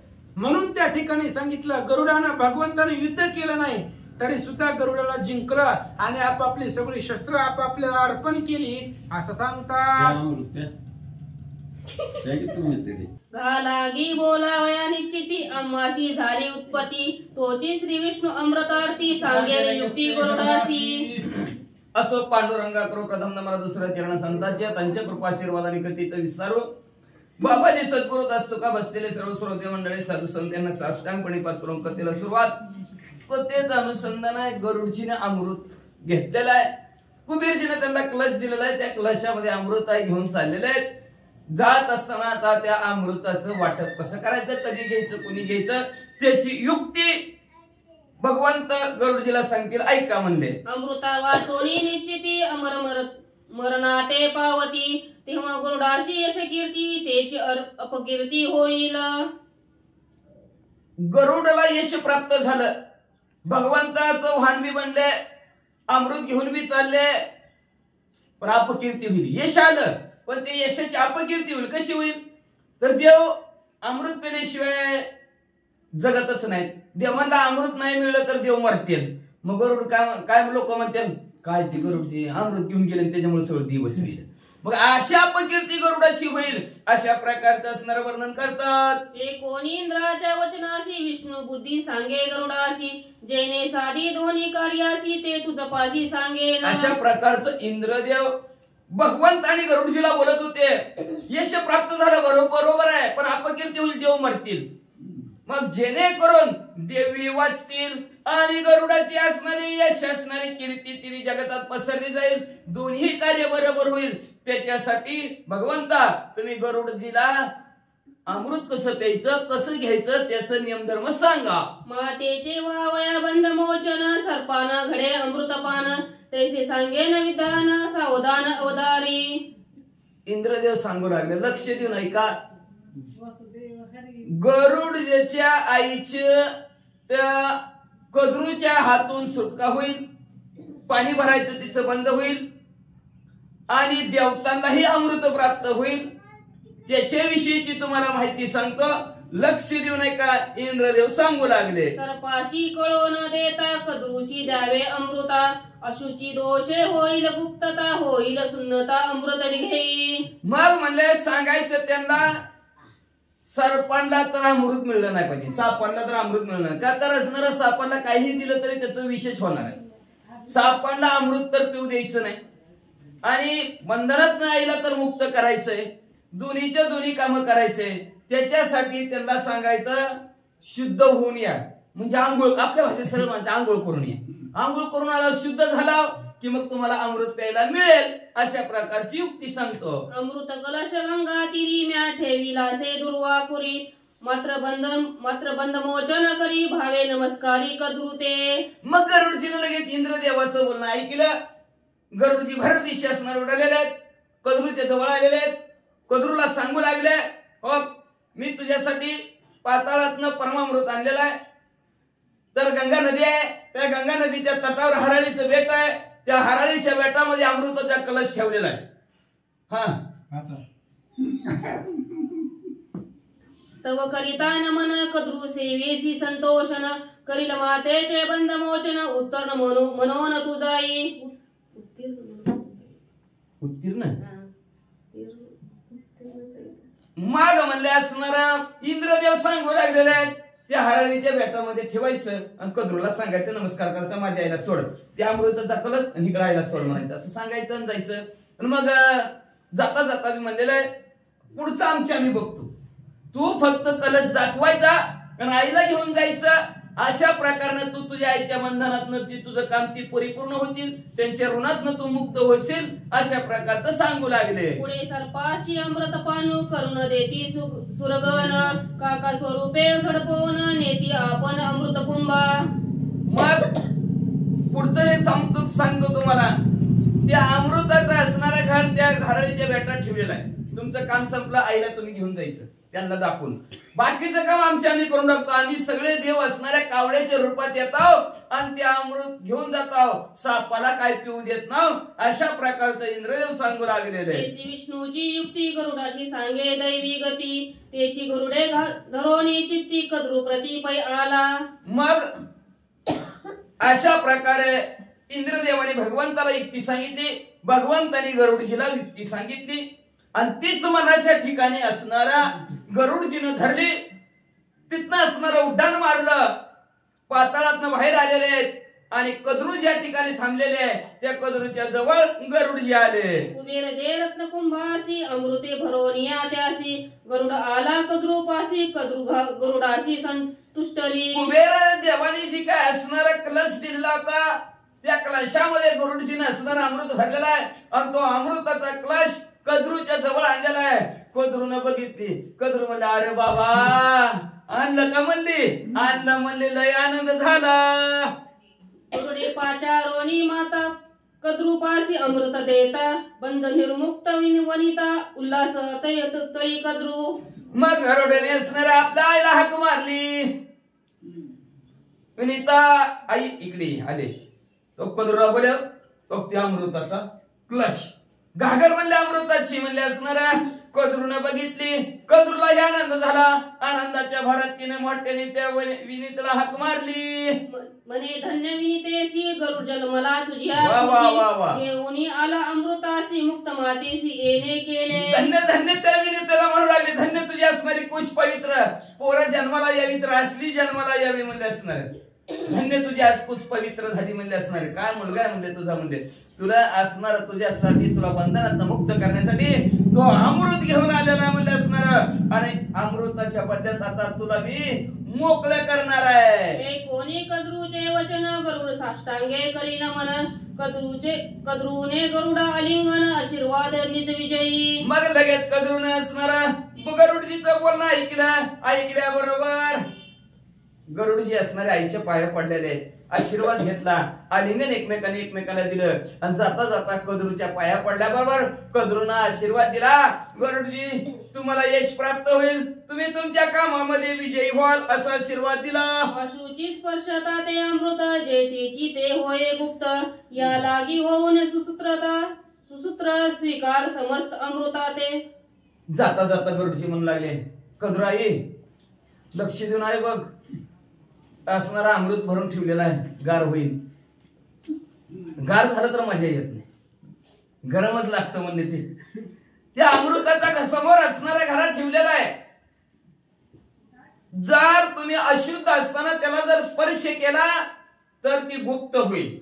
म्हणून तुम्ही आता गंगा नदीमध्ये जावा, स्नान करा आणि स्नान केल्याबरोबर त्या अमृत प्याई साहेब. अमृत कुंभ गंगा तिरी मी ठेवीला दुर्वाकुरी स्नान करोनी सामग्री अमृताहारी बसावे. म्हणले त्या अमृताचा असणारी घागर गंगा नदीच्या तीरावर एक हराळीचं बेट आहे आणि त्या हराळीच्या बेटामध्ये आई साहेब ती कुंभ ठेवलेला आहे. लवकरात लवकर जावा, आंघोळ करा आणि पंक्तीला बसा, वाढायला लवकर येतो. अमृत कलश ठेवून गरुडे अक्रमिले गगन विनीता निर्मुक्त होऊन आली आपण निजधामी. अमृताचा क्लश त्या हराळीच्या बेटामध्ये सगळ्यांनी देखत हो का, खोटं बोलत नाही. आपण ठेवला का, कदर म्हणजे ठेव ठेव बाबा ठेव ठेव, आणि ठेवला. सगळ्यांनी बघितला. लगेच त्यांनी आपली भरारी आकाश मार्गात घेतली, गरुडची उडाले, आणि ती विनीता होती तिची बी असणारी सुटका केली. ती आपापल्या घराकडे आली. आता अमृत पेची गडबड ऐका. अमृत सेवा वया प्रती सर्प अल्लादे स्नाने करीती, तव कावळे अमृतार्थी नेने किती मिळावे. आता अमृत प्यायचंय, अतिशय आनंद सापडला झाला. आपण अमर होणार, आपण अमर होणार म्हणून असणारा साप पळतच म्हणले असणाऱ्या डबक्या असणाऱ्या त्या गंगा नदीत घेऊ लागलेले आहेत. डबकी घ्यायची, आंघोळ करायची, लगेच असणार अमृत प्यायचं असा विचार करतात. तेवढ्यात ती आतमध्ये डुबकळ्या घेतात.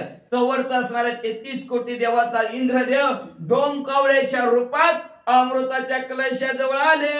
इंद्रासी अमृताचा कळवळा होऊन आला डोमकावळा, अमृत कलश झडपोनी नेला सर्पी केला अहकार. मग इंद्रला अमृताचा लय कळवळा होता किंवा होता का नाही. तर आमची लोक मरतेली की ज्याची त्याला पडलेलं असतंय. ती मला अमृताशिवाय जगतच नाही ते आमची लोक, म्हणून त्याला फार त्या अमृत आपल्याला हवं हवंसं वाटत होतं. म्हणून तो डोमकावळ्याच्या रूपात इंद्रदेव आले आणि अमृताचा कलश उचलला, आकाश मार्गाने घेऊन चालला. तेवढ्याच सापाने बघितलं, कपाळावर हाणून घेतलं. अमृत नेता जडकरी ते सांडिले दुर्वापुरी, तेने दुर्वा अमर महीवरी अद्यापीवरी तवटवीत. आणि ती कावळ्याने असणार आता चोचीच उचलणार. ती आता चोचीच उचला लागली. थोडं त्या घागरीत नाही काढून अमृत खाली पडलं आणि हराळीवर पडलं. म्हणून हराळी अमर झाली. निराया खातर फवारा, नाहीतर अजून काय फवारा, 4दा पलटी मारा. ती याचल्याशिवाय निघतच नाही. हराळी सारखी टवटवीत. तेव्हापासून हराळी म्हणजे असणारी टवटवीत झाली, चिरंजीव झाली. अमृत नेता पैडोमकावळा सर्प सोडी ती विषाच्या गळाला, नकुळ सुसाह्य पावला सर्पा केला महामार. अमृत नेता पैडोमकावळा सर्प सोडी ती विषांच्या गळा, नकुळ सुसाह्य पावला सर्पा केला महामार. जवा मध्ये असणारा अमृत घेऊन कावळा उडालेला आहे. सापाने बघितलं गेलं, साप धावतच विषाची गरळ असणाऱ्या त्या कावळ्यावर सोडू लागले. पण कावळ्याचा वेग कुठं, साप कावळा आकाश मार्गाने ही खाल्लं असणार कालच्या कारणास्तमुळं आहे का नाही. त्यांचं पंख असतं तर त्यांनी अजून पराक्रम केला असता, कावळ्याचा पिछे केला असता. पण सूर्यदेवाने त्यांचं पंख कापलेलं होतं सापांचं. साप पृथ्वीवर पळू लागले, आकाश मार्गाने निघून गेला. मग अतिशय तेवढ्यात मुंगसाने बघितला, मुंग सापांच्या पाठीमाग लागलं. गरुड गती ते आकाशी, नकुळ ती ते विवरासी, वेगे येऊनी सर्पापाशी युद्ध कंद नासी मांडिले. गरुड म्हणजे आकाश मार्गाने निघून गेलेले आहेत. साप म्हणजे पृथ्वी तलावर त्यांच्या मागे असणार मुंगूस लागलेला आहे. असणारे ती विवरात घुसू लागले, तरी विवरात घुसू घुसू मुंगूस मारू लागलं. सवी कुबोरण्या फडा सर्प धावती अमृत चाडा, गरुडे नकुळ धाडीला गाडा, सर्पाशी झगडा तेने केला. असणार विखाच्या गरळ नकुलावर सोडू लागलेले त्या मुंगसावर. पण मुंगस काय त्याला दाद दिना गेला. मुंगस कर कर कर कांढऱ्या पाडत सापांचं पुढं सरकू लागले. केले दुखंड तिखंड पंचखंड, एक सर्प केले नवखंड, जे जे अतुर्बळी प्रचंड ते ते शतखंड नकुळे एखादं 2 केलं, एखादं 3 केलं, एखादं 5 केलं, एखादं 9 केलं. जिल्हे आतुर्बळी माझ्यासारखा कुणीच नाही असं ज्याचं म्हणत होतो त्याचं तर 100 तुकडं केलं.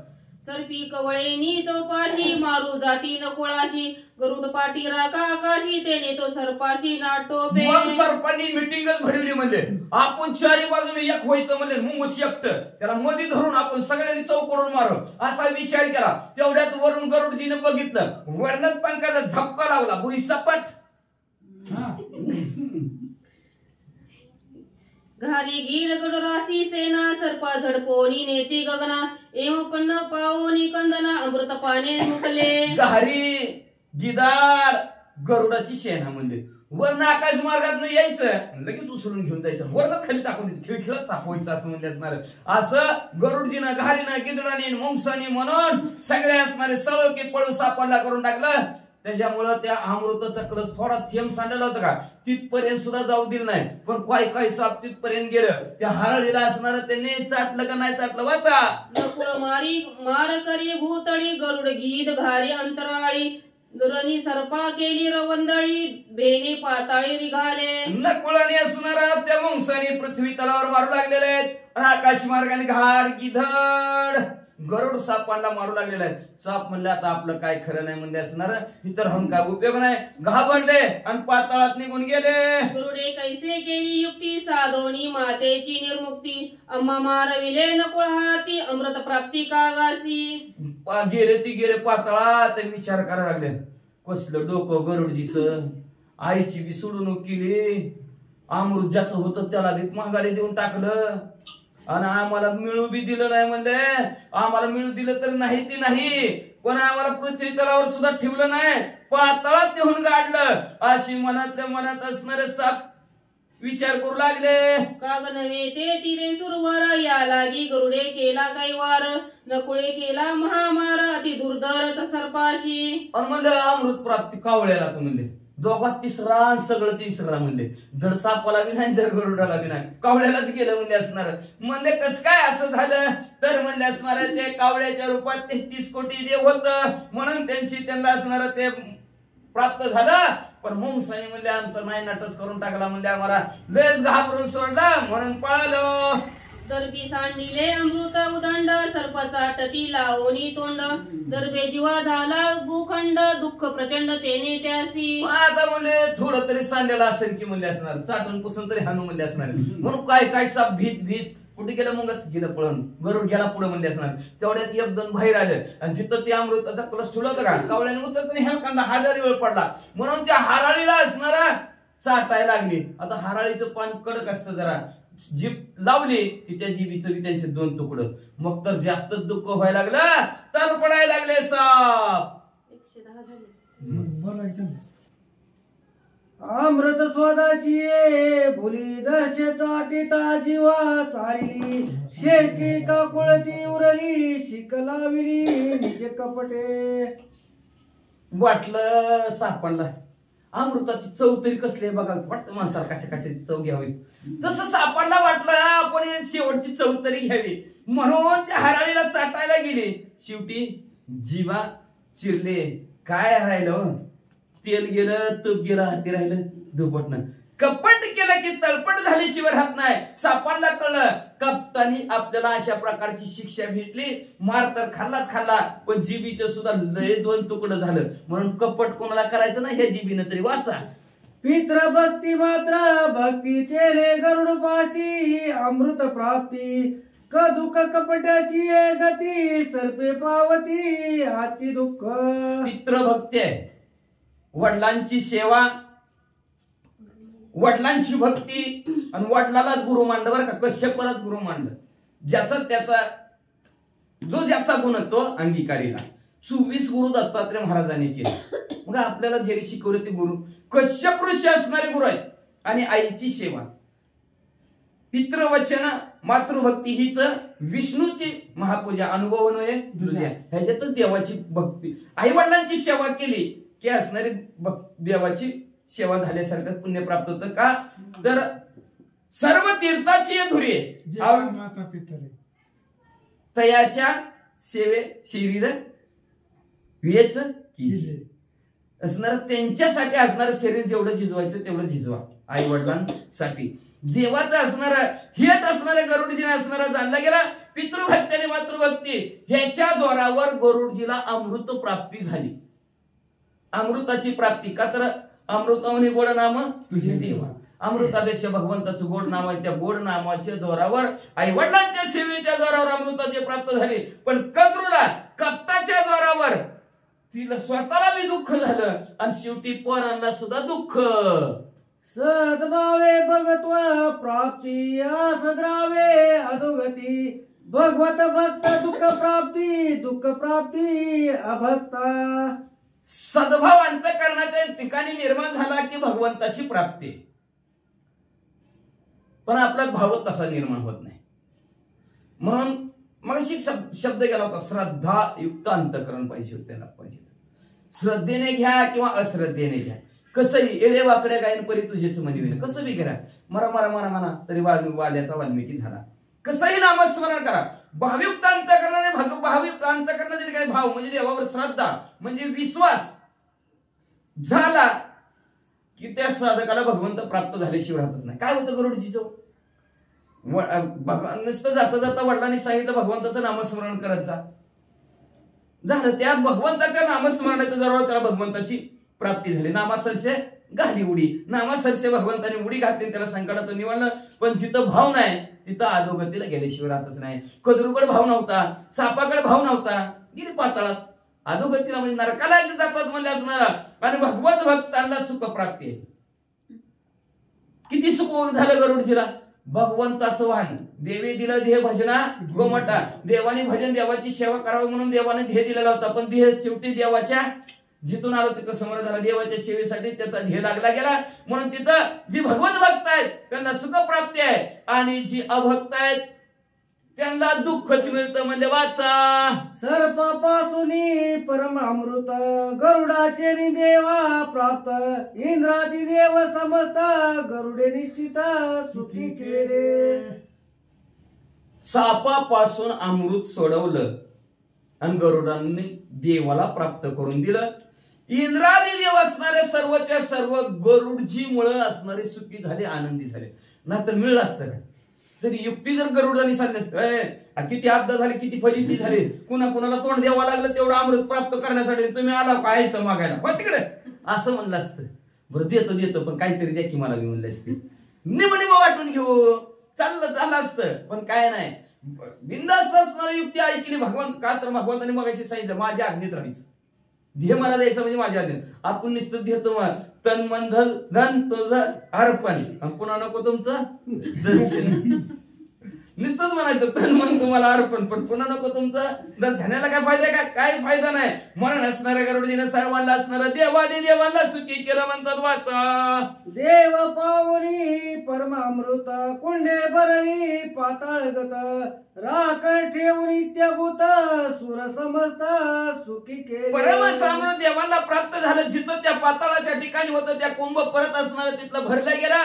जसं पहिल्या असणारं अध्याय सुरुवात झाल्याच कोण कोण राखणदार होतं, कसं होतं, काय होतं, ती जिथल्या तिथं ज्याच्या त्याच्या कामावर माणसं ठेवली राहिली, त्यांच्या पगारी चालू झाल्यामध्ये. वाचा त्रैलोक्या विजयी महावीर धीर शुराती उदार हा गरुडाचा वडिवार सविस्तर सांगितला. त्रिलोक्य स्वर्गमूर्ती पाताळामध्ये असणारा शूरवीर पराक्रमी महान वीर आणि देवासमोर सुद्धा कसा विजय झाला असा धीर शूर वीर उदार अंतकरणाचा.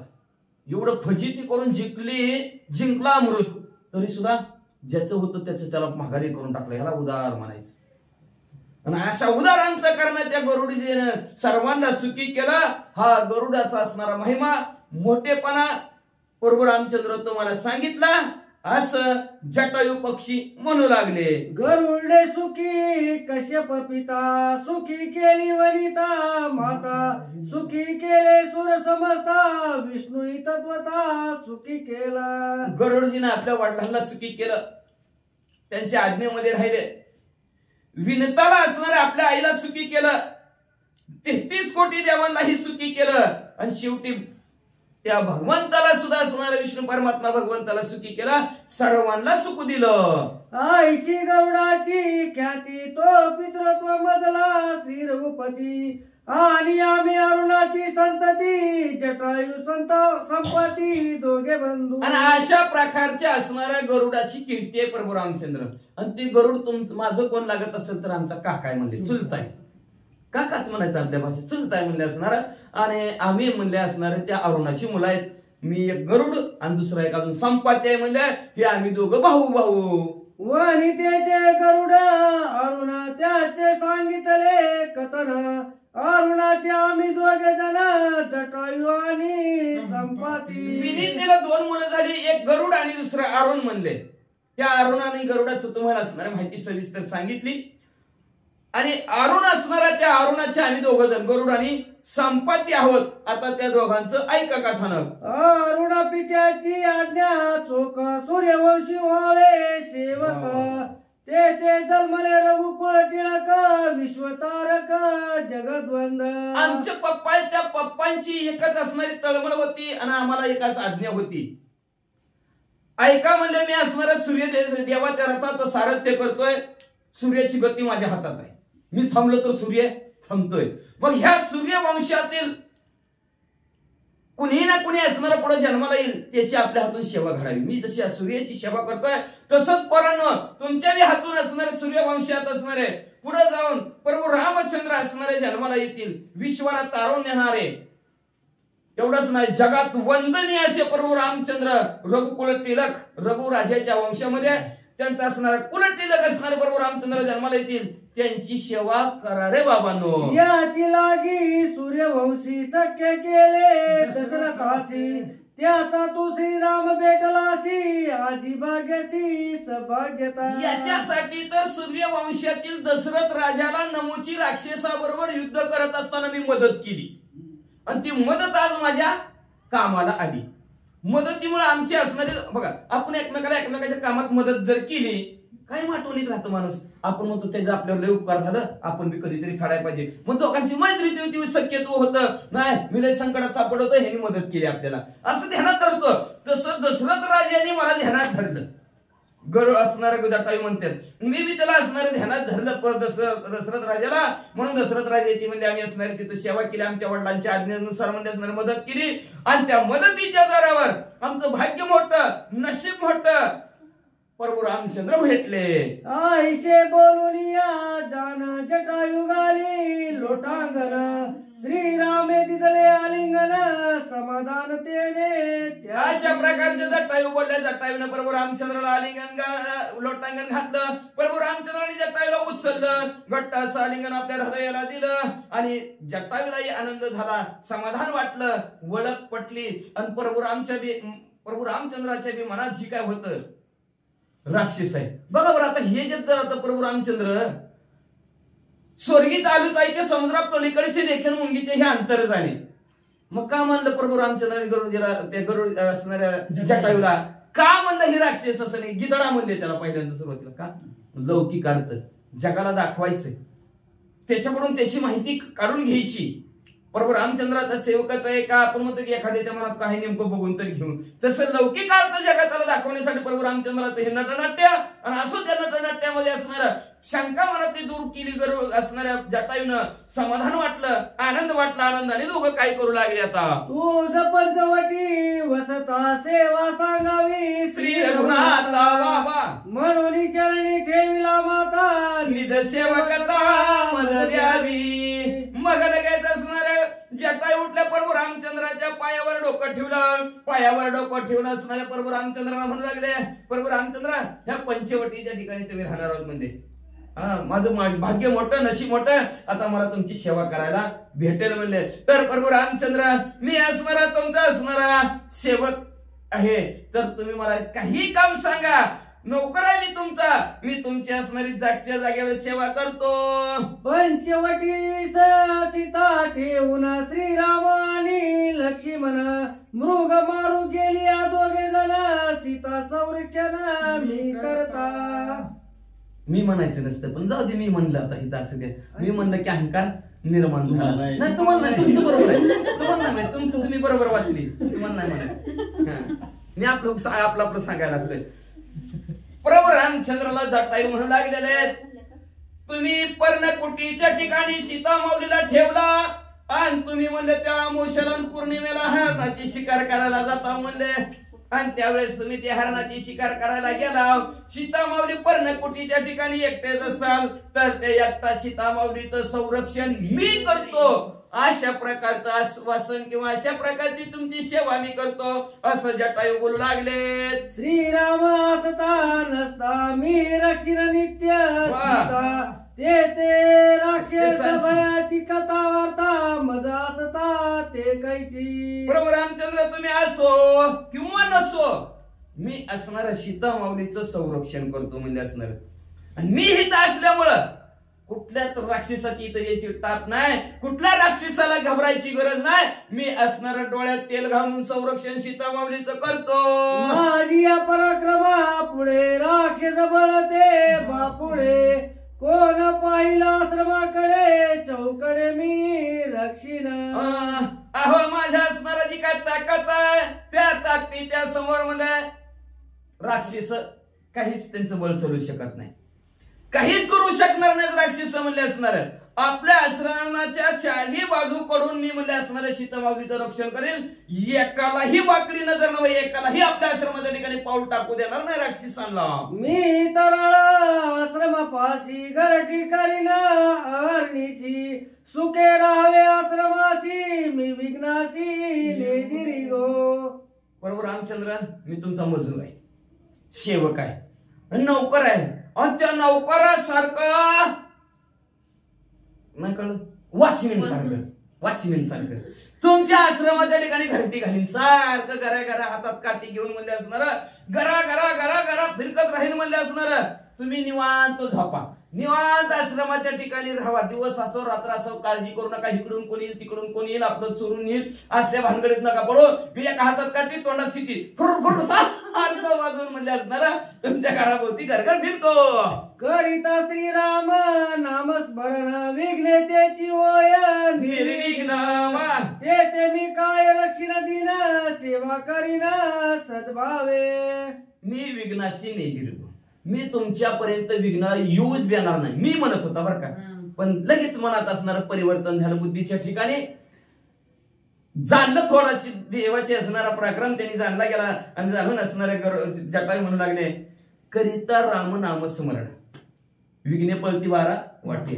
बरोबर रामचंद्राचं नामस्मरण जर केलं तर विघ्ने तिची होय निर्विघ्न, विघ्न पळूनच जातो म्हणले असणार. बरोबर रामचंद्राचं नामस्मरण केलं की मग मी तर ही नाही दी नाही आणि मी कसं म्हणलं तुमचं रक्षण करेल. बरोबर रामचंद्र म्हणले असणार, पण रक्षण करू शकत नाही, पण सेवा मात्र भावयुक्त अंतःकरणाने करू शकतो. बघा ह्याच्या पलीकडचं मी काय करू शकत नाही. गरुडजी बोलू लागले, आपलं जटायू बोलू लागलेले, पंचवटीशी जावे आवश्यक मार्ग द्रष्टा मी सेवक सीतामल सौमित्र रघु कुळ टिळक आल्हाद देख नेईन. चला प्रभू रामचंद्र पंचवटीच्या ठिकाणी जायचंय ना तुम्हाला, चला मी तुम्हाला रस्ता दाखवतो म्हणले असणार. सीता माऊली आहेत, प्रभू लक्ष्मणजी आहेत, प्रभू रामचंद्र तुम्हा तिघांना म्हणले असणार सरळ मार्गाने येतो. कुठलं तुम्हाला असणार तिकीट काढायची गरज लागणार नाही, कुठलं तुम्हाला असणार रस्त्यात काही अडथळा यायची गरज लागणार नाही. व्यवस्थित तुम्हाला पंचवटीच्या ठिकाणी नेऊन ठेवतो, पोहोचवतो. एवढी सेवा मला करू द्या प्रभू रामचंद्र असं असणार जटायू बोलू लागलेत. आयशी ऐकुनी जटायूची गोष्टी श्रीराम चालिला जगजेठी मग तिघे जणे उठाउठी पंचवटी पावली. असं जटायूचं बोलणं प्रभू रामचंद्र ऐकलं. प्रभू रामचंद्राला आनंद वाटला. आनंदाच्या भरामध्ये पुढे जटायू आणि पाठीमागे ही तिघ जण हळू पंचवटीच्या ठिकाणी पोहोचली. गंगा जळ तटक निकटी देखोनिया पंचवटी आल्हाद तिघांची या पोटी गंगा तटी गंगा नदीचं असणारं पाणी बघितलं. पाण्याच्या बाजूलाच असणारी पंचवटी असणार. 5 वडांच्या झाडांचा समूह आहे. वडण आहेत, औदुंबर आहे, पिंपळ आहे, वड आहे, जांभूळ आहे आणि असणार 5वं आवळा आहे. अशा ह्या 5 झाडांचा असणारा समूह आहे. आणि ह्या 5 झाडांचा समूह पाहिला. तिघांच्याही अंतःकरणाच्या ठिकाणी आनंद झाला. म्हणजे ही रम्य मनाला रमून टाकणारच ठिकाण आहे. आपण इथंच वास्तव्य करायचं असं तिघांनी ठरवलं. श्रीरामे वसवली पंचवटी श्रीराम सन्मुख दृष्टी जटायुराये पर्वत पृष्ठी करीत गरटी. प्रभू रामचंद्राने पंचवटी तिथं असणार स्थापन केली. पंचवटी नाव असणार त्या क्षेत्राला दिलं आणि पंचवटीच्या ठिकाणी पर्णकुटी बांधली आणि तिथं 3 जण राहू लागलेले आहेत. प्रभू रामचंद्राच्या पंचवटीच्या समोरच एक भला मोठा असणारा डोंगर आहे. त्या डोंगराच्या असणाऱ्या शिखरावर जटायू पक्षी बसलेले आहेत आणि आपली चारही बाजून असणारे नजर टाकू लागलेले आहेत. एका जनार्दना शरण श्रीराम सीता लक्ष्मण केले पंचवटीके आगमन राक्षस दान येतोनी. शांतीब्रह्म एकनाथ महाराज आपल्या सद्गुरू जनार्दन स्वामीला शरण गेले. शरण जाऊन म्हणतात प्रभू रामचंद्र लक्ष्मणजी आणि सीता माऊली तिघांचंही पंचवटिकेमध्ये आगमन झालेलं आहे. पंचवटीच्या ठिकाणी पोहोचलेले आहेत. आता राक्षस दळायला सुरुवात करणार. आता पीठ कुणाचं होतंय कुणाचं नाही, कसं होतंय काय होतंय सुंदर वळ कथानक असणार. पुढच्या अध्यायाच्या ठिकाणी ऐका असं शांतीब्रह्म एकनाथ महाराज म्हणतात.